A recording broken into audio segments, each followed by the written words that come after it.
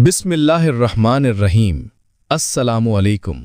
दोस्तों, आज हम नए किस्से पर बात करने जा रहे हैं जिसमें हज़रत यूसुफ अलैहिस्सलाम की ज़ौजा हज़रत ज़ुलेखा रहमतुल्लाह अलैह के बारे में गुफ्तगू होगी। हज़रत ज़ुलेखा कौन थी, इसके ज़िंदगी के बारे में सब नज़रसानी करेंगे।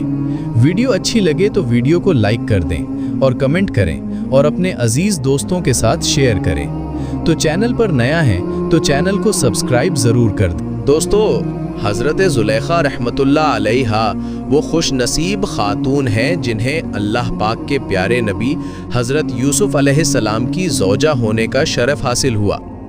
आपका नाम राइल है, मगर अवाम में आप अपने लक़ब ज़ुलेखा से ज़्यादा मशहूर हैं।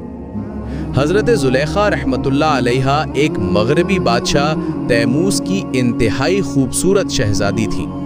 9 बरस की उम्र में आपने ख्वाब में पहली बार हज़रत यूसुफ अलैहिस्सलाम का दीदार किया तो उसी वक्त उनकी दीवानी हो गई।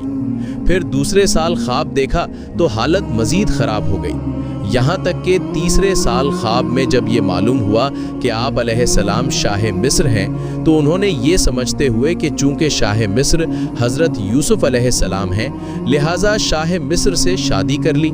लिहाजा हकीकत मालूम होने पर बेहोश हो गई। फिर आपको हातिफ़े गैबी से आवाज़ आई कि जिस हस्ती की आप तमन्ना रखती हैं उसके शाह मिस्र बनने तक सब्र व इस्तिकामत का दामन थामे रखें। मगर आप चूँकि हज़रत यूसुफ अलैहिस्सलाम की हकीकत से बखूबी आगाह थीं, न अभी तक ईमान लाई थीं, इसलिए जब हज़रत यूसुफ को देखा तो सब्र न कर सकी, जिसकी वजह से आपको कई तकालीफ का सामना भी करना पड़ा। यहाँ तक कि इमाम गज़ाली रहमतुल्लाह अलैह के बकौल उन्होंने हज़रत यूसुफ अलैहिस्सलाम की मोहब्बत में अपना हुस्न और मालो दौलत कुर्बान कर दिया। 70 ऊँटों के बोझ के बराबर जवाहिर और मोती निसार कर दिए।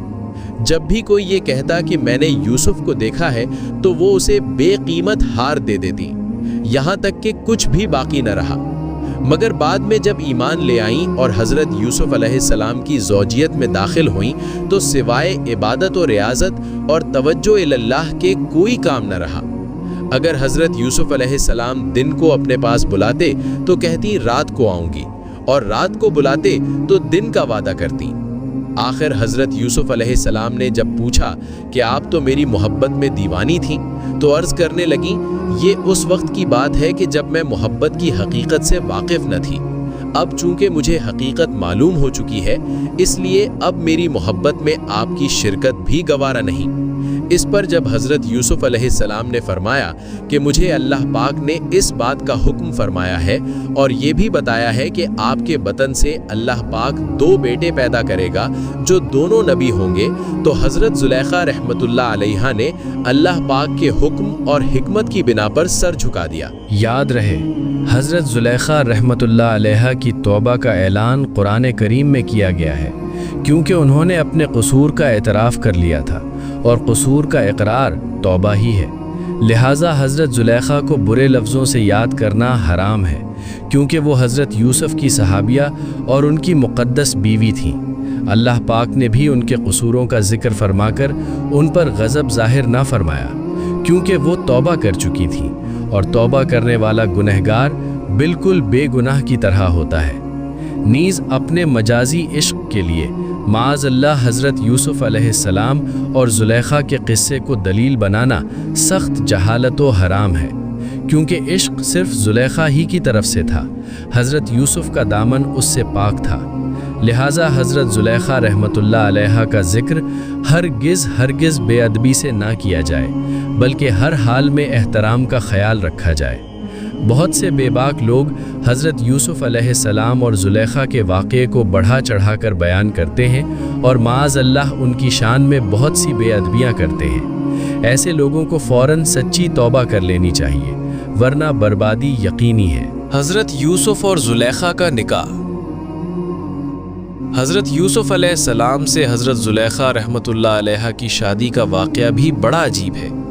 जैसा कि दीन व दुनिया की अनोखी बातें नामी किताब में है कि अज़ीज़े मिस्र की मौत के बाद चूँकि हज़रत ज़ुलेखा तंग दस्त व मोहताज हो चुकी थीं और आँखों की बीनाई भी चली गई थी, तो किसी ने उन्हें मशवरा दिया कि अगर आप हज़रत यूसुफ, जो कि अब शाह मिस्र भी हैं, से अपना मामला ज़िक्र करें تو ہو سکتا ہے کہ وہ آپ پر رحم کرے اور آپ کی مدد فرما کر آپ کو غنی کر دے، کیونکہ آپ نے بھی ان کا خیال رکھا تھا اور ان کو عزت دی تھی۔ اس پر جب کسی نے انہیں یہ کہا ایسا نہ کیجیے گا، ہو سکتا ہے کہ ان کو آپ کا وہ سلوک یاد آ جائے جب آپ نے ان پر الزام لگایا تو انہیں کافی تکالیف کا سامنا کرنا پڑا تھا، اور وہ بھی آپ کے ساتھ ویسا ہی کریں جیسا آپ کی وجہ سے ان کے ساتھ ہوا۔ تو فرمانے لگی، میں ان کی بردباری اور کرم نوازی کو جانتی ہوں۔ چنانچہ آپ حضرت یوسف کی گزرگاہ میں ایک ٹیلے پر بیٹھ کر ان کا انتظار کرنے لگی۔ جب آپ قوم کے تقریباً 1,00,000 معزز لوگوں اور وزیروں مشیروں کے ساتھ نکلے اور بی بی زلیخا نے حضرت یوسف کی خوشبو محسوس کی تو آپ کھڑی ہوئیں اور آواز دی، پاکی ہے اس کے لیے جس نے معصیت کے سبب بادشاہ کو غلام اور اطاعت کے سبب غلام کو بادشاہ بنا دیا۔ آپ نے پوچھا، تم کون ہو؟ عرض کی، میں وہی ہوں جو آپ کی خدمت خود کرتی تھی۔ آپ کے بالوں میں اپنے ہاتھ سے کنگھی کرتی تھی، آپ کے رہنے کی جگہ کی خود صفائی کرتی تھی۔ مجھے میرے کیے کی سزا مل چکی، میری قوت ختم ہو گئی، میرا مال ضائع ہو گیا، میری آنکھوں کی روشنی ختم ہو گئی اور میں لوگوں سے سوال کرنے پر مجبور ہو گئی ہوں۔ پہلے مصر کے لوگ میری نعمت کو دیکھ کر رشک کرتے تھے اور اب میں اس سے محروم ہو چکی ہوں، کیونکہ فساد کرنے والوں کی یہی سزا ہے۔ یہ سن کر حضرت یوسف بہت زیادہ روئے اور حضرت زلیخا سے فرمایا، کیا تیرے دل میں میری محبت میں سے کچھ باقی ہے؟ آپ نے عرض کی، جی ہاں، اس کی قسم جس نے حضرت ابراہیم کو خلیل بنایا، مجھے آپ کی طرف دیکھنا زمین بھر سونا چاندی ملنے سے زیادہ محبوب ہے۔ آپ وہاں سے چلے گئے اور حضرت زلیخا کی طرف پیغام بھیجا، اگر تمہاری رضامندی ہو تو ہم تم سے نکاح کر لیں، اور اگر تم شادی شدہ ہو تو تمہیں فنی کر دیں۔ آپ نے حضرت یوسف کے پیغام لانے والے سے کہا، میں جانتی ہوں کہ وہ مجھ سے مذاق کر رہے ہیں، کیونکہ میری جوانی اور حسن و جمال کے وقت تو انہوں نے میری طرف توجہ نہیں دی، اور اب جب کہ میں بوڑھی، اندھی اور فقیر ہوں تو وہ مجھے کیسے قبول کر سکتے ہیں؟ بہرحال حضرت یوسف علیہ السلام نے ان سے نکاح کر لیا اور ان کے پاس آئے، پھر نماز پڑھی اور اللہ پاک سے اس کے اسم اعظم کے وسیلہ سے دعا کی تو اللہ پاک نے حضرت زلیخا رحمۃ اللہ علیہا کا حسن و جمال، بصارت اور جوانی لوٹا دی۔ نکاح کے وقت آپ باقرہ تھیں اور آپ سے افراہیم بن یوسف اور منشا بن یوسف پیدا ہوئے۔ حضرت یوسف اور حضرت زلیخا رحمۃ اللہ علیہا نے اسلام میں بڑی خوشگوار زندگی گزاری، حتیٰ کہ موت نے آپ دونوں کے درمیان جدائی ڈالی۔